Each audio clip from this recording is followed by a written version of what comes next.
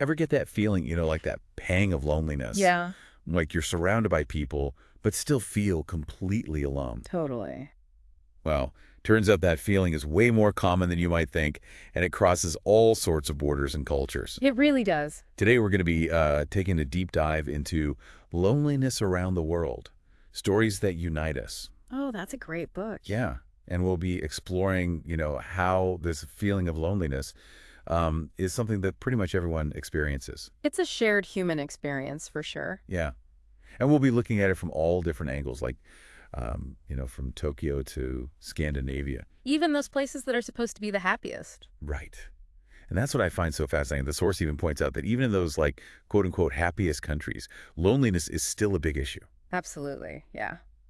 It's a bit of a paradox, isn't it? It really is. So I guess the question is, are we all just like hardwired to feel lonely sometimes? Well, it's interesting because even though loneliness feels so personal, like it's just you, right? Right. The things that trigger it are often really similar all around the world. Hmm. So think about it, like those big life changes, moving to a new city for work, maybe going through a breakup. Right. That kind of stuff can really shake things up, disrupt your social life. Kind of forced to start over. Exactly. You have to rebuild everything from scratch. And then on top of that, you've got those societal expectations like, Oh, yeah. Like those unwritten rules about yeah. success and how you're supposed to live your life. Yeah, exactly. And those pressures, they look different in different cultures, but they're always there. So true. Like take Japan, for example. Okay. Okay. There's a huge pressure to conform, to achieve. Mm-hmm. And when people feel like they're not measuring up, they can kind of retreat. You've probably heard of hikikomori, right? Oh, yeah. Where people basically withdraw from society, sometimes for years. Years. Wow, that's heavy.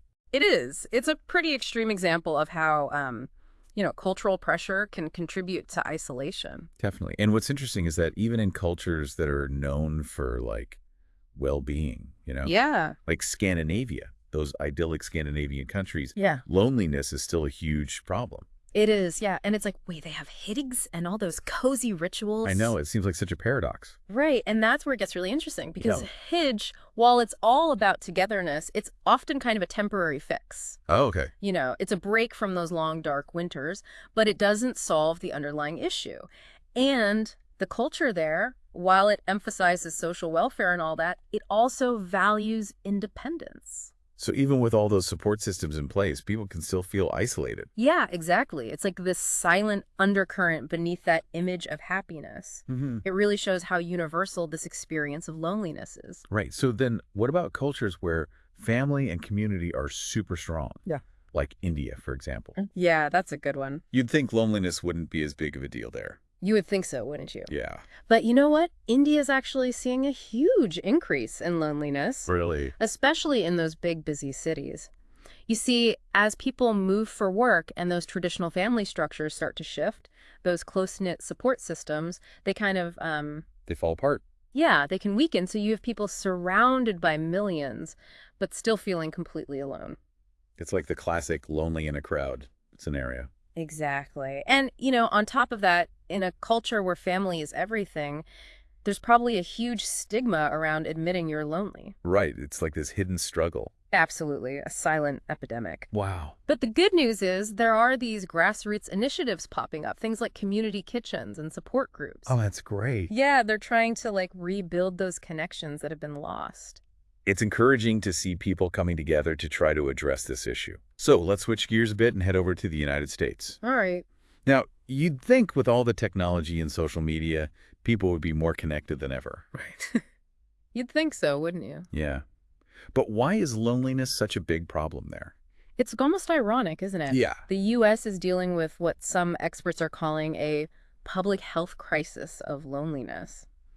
And the thing is, technology, while it promises to connect us, often ends up doing the opposite. Mm-hmm. We're constantly bombarded with these perfect, curated versions of other people's lives, you know? Right. It's like everyone's performing on this digital stage. Exactly. And it can make you feel inadequate, isolated. Yeah, that makes sense. So it's no wonder that things like slow living and digital detoxes are becoming so popular. It's like we're craving genuine face-to-face connection again. Exactly. We're seeing people wanting to get back to those real in-person interactions, community events, things like that. Yeah, that makes sense. Now let's travel to a completely different part of the world. Sub-Saharan Africa, where communal living and extended families are, like the foundation of society. It's like it takes a village mentality in action. It is. That sense of community is so strong there, woven into the fabric of so many cultures. But even there, we're seeing some cracks in that foundation. Oh, really? Yeah, urbanization and economic challenges are putting a strain on things just like we see in other parts of the world. So even in a region where connection has always been so central, things are changing. It seems so. It's like the whole world is going through this massive social experiment. And we're all trying to figure out how to stay connected. Nah, it's a challenge for Yeah. sure. But even with all those challenges, the book highlights some really inspiring local initiatives happening in sub-Saharan Africa. Oh, good. Yeah, communities are reviving old traditions, things like storytelling circles, communal gatherings. That's awesome. It is. They're like powerful reminders of the importance of shared experience, the strength that comes from being together, you know? Totally.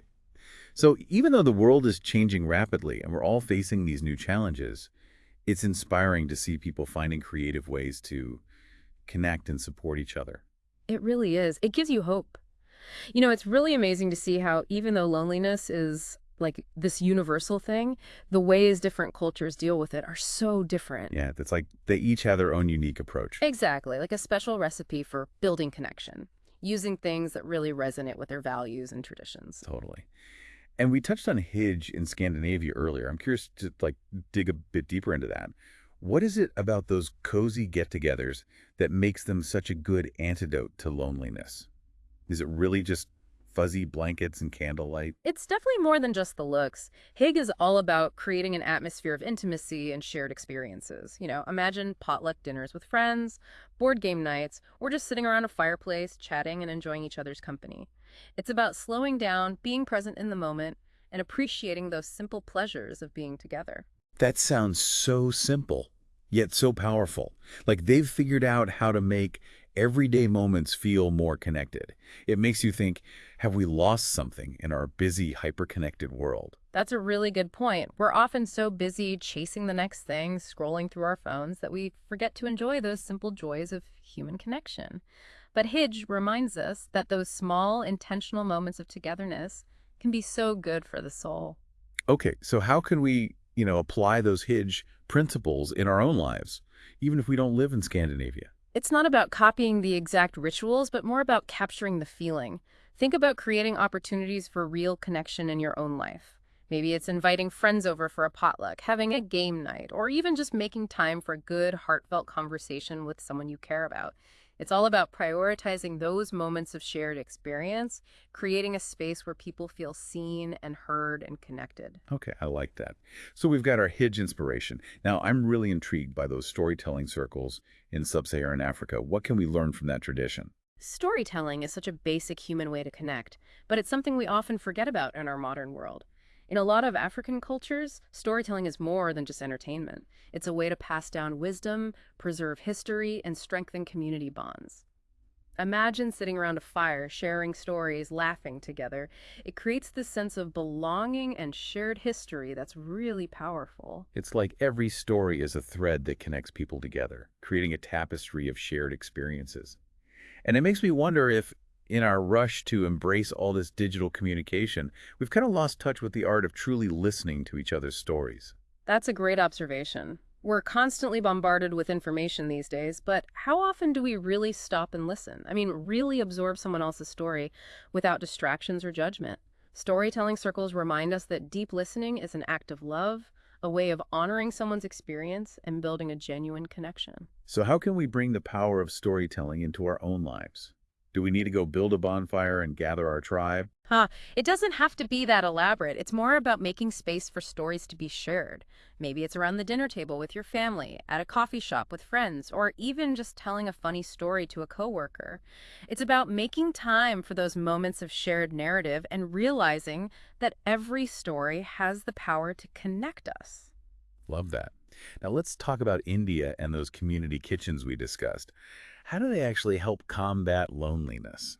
Well, in India, food is such a big part of social life. Community kitchens or langars are so much more than just a place to grab a bite.